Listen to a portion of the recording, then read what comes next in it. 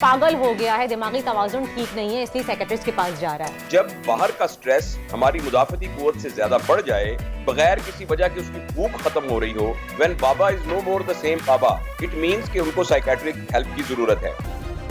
Subscribe करें और bell दबाएं ताकि कोई खबर रह न जाए।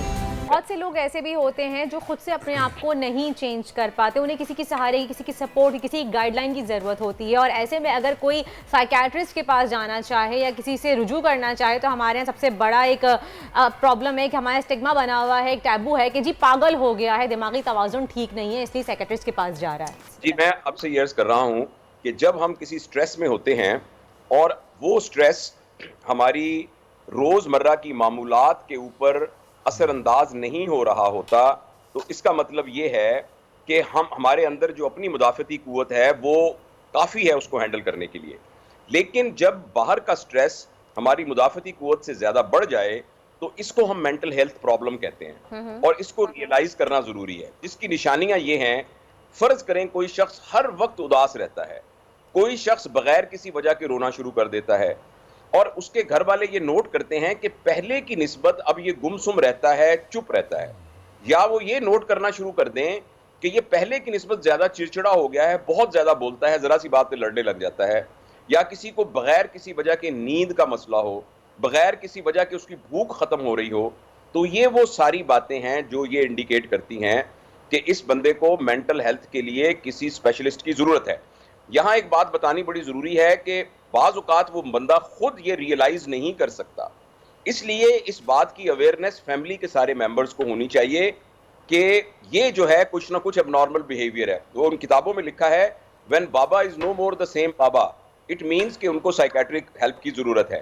तो ऐसी सूरत में जैसे आपने ये कहा था, जिस तरीके से किसी के जिस्म पे फोड़ा निकल आए तो कोई शर्म की बात नहीं है, किसी की आँख दुखने में आ जाए तो कोई शर्म की बात नहीं है।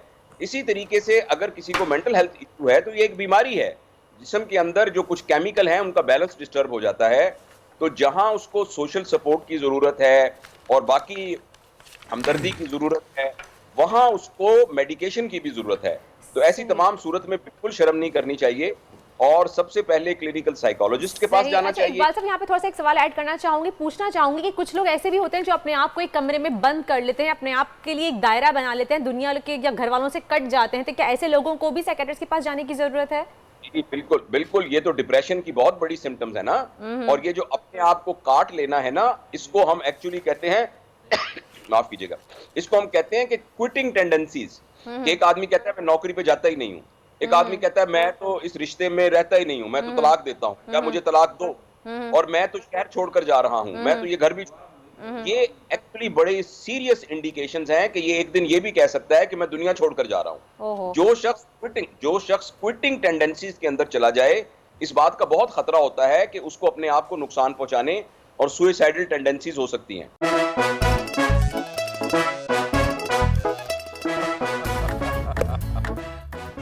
आज इनको फंसा दो। बताओ ऑक्सीजन का क्या फॉर्मूला है? O2 इंसानी आंख कितने मेगापिक्सल है? 576 मेगापिक्सल। अच्छा, वो कौन सा जानदार है जिसकी 5 आंखें हैं? मक्खी। किसी भी एंगल से ये नहीं कच्चे, क्योंकि छठी के बच्चे आपसे अच्छे। छठी के बच्चे आपसे अच्छे, हफ्ता शाम 5 बजे सिर्फ बोल एंटरटेनमेंट पर। सबसे ज्यादा व्यूज, सबसे ज्यादा रील्स और सबसे ज्यादा रेटिंग के साथ बोल अब भी नंबर 1 पोजीशन पर बरकरार। सब्सक्राइब करें और बेल दबाएं ताकि कोई खबर रह न जाए।